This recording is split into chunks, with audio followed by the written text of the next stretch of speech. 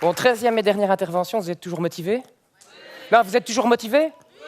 Wow, pas trop, hein, j'ai que 8 minutes. Alors, moi je suis là pour vous parler de monnaie citoyenne, mais surtout de la question de savoir est-ce que la monnaie citoyenne est véritablement un outil au service de la transition, un outil de transition. Alors les monnaies citoyennes, vous savez, aujourd'hui, c'est à la mode, il y en a des milliers dans le monde. Depuis que l'Orno s'est lancé à Jean-Blou au mois de juin, eh bien, il y a 10 monnaies citoyennes en circulation en Wallonie, et les Bruxellois en préparent une qui va bientôt arriver. Alors, les monnaies citoyennes, je ne vais pas développer le fonctionnement, vous connaissez déjà un peu, mais ce sont des bons de soutien à l'économie locale, des billets qu'on échange contre des euros, et après on peut les dépenser dans un réseau de commerçants, chez des producteurs de services, des gens qui ont adhéré à une charte, qui ont signé une convention, une charte, et donc qui s'engagent à respecter les objectifs de la monnaie citoyenne, respect de l'environnement, favoriser les circuits courts, respect de l'être humain, création de liens sociaux, et aussi favoriser l'économie sociale et solidaire. Alors, souvent, les gens qui qui travaillent bénévolement toujours à lancer une monnaie citoyenne, mais ils sont issus de groupes souvent de transition, de villes et villages en transition. Vous connaissez aussi un peu la transition, mouvement citoyen de la transition, dont la parole est portée avec brio par Rob Hopkins. Par exemple, les citoyens, eux, ils inscrivent leur démarche dans cette transition. Alors ils se disent, voilà, une seule monnaie, ça ne fonctionne pas. Une monnaie, c'est trop fragile, le système est trop fragile, surtout en cas de crise. Et puis, une monnaie, ce n'est pas un instrument neutre. Il y a des règles du jeu qui font que le comportement des gens est influencé par les règles du jeu de cette monnaie. Ils se disent, OK, nous, puisqu'on veut la transition, on va créer d'autres monnaies et on va mettre nos règles du jeu dedans. Et ce qu'ils veulent, ce n'est pas remplacer l'euro, par exemple, ce n'est pas une monnaie alternative, mais c'est bien une monnaie complémentaire, c'est rajouter de la biodiversité monétaire dans le système.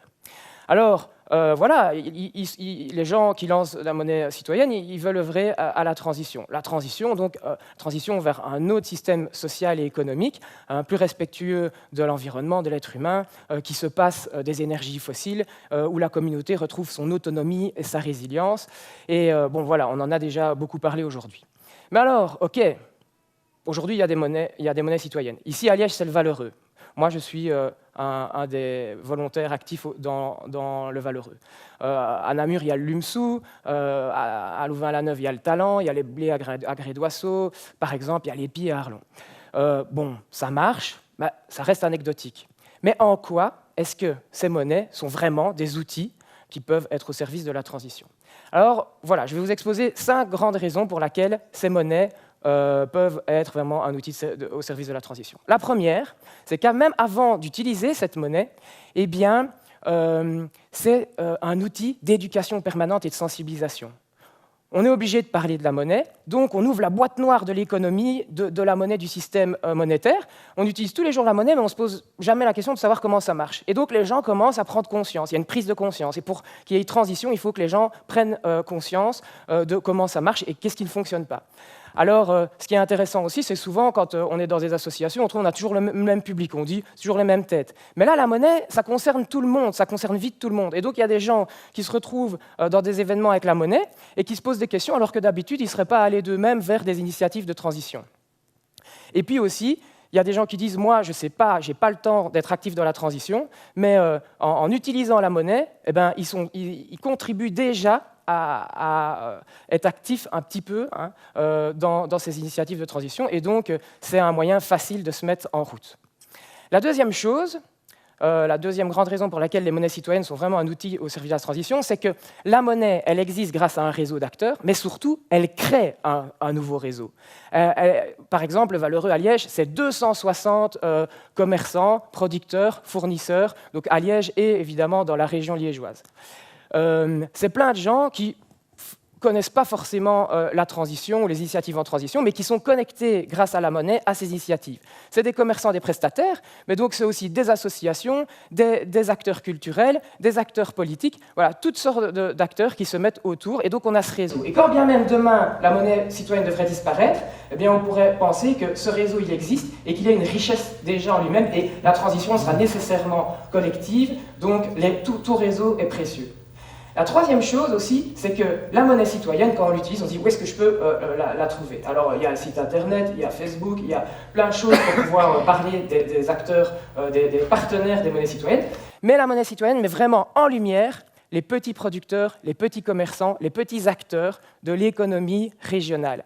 Et c'est très chouette parce que non seulement dans le système actuel, il n'y en a que pour les multinationales, hein, vous regardez les publicités, ce n'est pas pour les petits acteurs de l'économie, mais en plus de ça, la transition, elle aura lieu grâce à ces petits acteurs locaux. Et donc, évidemment, la monnaie va mettre en lumière des acteurs qui sont essentiels pour les processus de transition. La quatrième raison pour laquelle les monnaies citoyennes sont vraiment des outils de transition, c'est que, en fait, on vit dans un système économique où chaque fois que vous allez dépenser de l'argent dans une grande surface, par exemple, on estime que 60 à 70% de cette richesse, elle s'écoule vers les grands centres financiers, vers les multinationales, vers les actionnaires. Et donc, on vit quelque part dans un système économique qui est hémophile. Et ce qui est pratique avec les monnaies citoyennes, c'est qu'elles ont été calibrées pour rester dans l'économie locale. Elle est 100% au service de l'économie réelle, elle est chaque fois réinvestie dans le tissu économique local. Donc c'est un moyen de conserver la richesse. Et il n'y aura pas de transition si on ne trouve pas de moyen de conserver notre richesse. Alors, ça c'est bien. Mais il y a des gens qui disent « Oui, c'est bien, moi je trouve ça génial les monnaies citoyennes, mais je ne l'utilise pas. » On dit « Pourquoi ?» Parce que moi, en fait, tous les partenaires de la monnaie citoyenne, j'y vais déjà dans ces magasins, dans ces restos et tout. Donc, en fait, moi, j'en ai pas besoin de la monnaie citoyenne. Mais on le dit si, évidemment. Pourquoi? Imaginez, vous allez dans un restaurant qui est partenaire d'une monnaie citoyenne. Vous prenez un repas avec des amis, et il y en a même qui prennent du Coca-Cola, imaginons, quelle drôle d'idée. Et alors, après, vous payez la note. Quand vous payez en monnaie citoyenne, même si vous payez du Coca en monnaie citoyenne, eh bien, le gérant ou le patron du restaurant, il est obligé d'écouler cette monnaie citoyenne. Et donc, il va mettre à sa carte, dans son menu, des produits du réseau.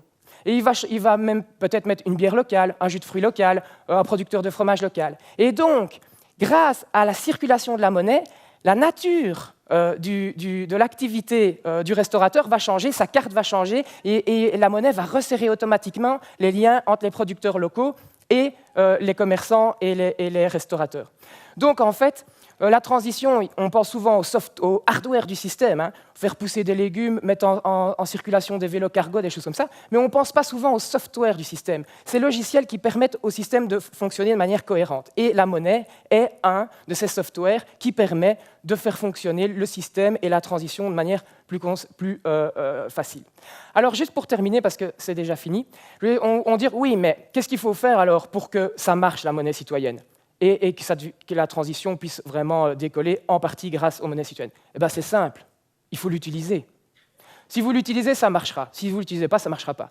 Alors pourquoi pas, là où vous êtes, s'il y a une monnaie citoyenne, chaque mois, convertir 100, 150 ou 200 euros et dépenser en monnaie citoyenne, et vous allez voir, très vite, ça fera un fameux levier pour la transition. Merci. Ah, Jean-Yves, ils sont bien les banquiers du futur, hein. Ça, c'est vraiment des banquiers comme on aime.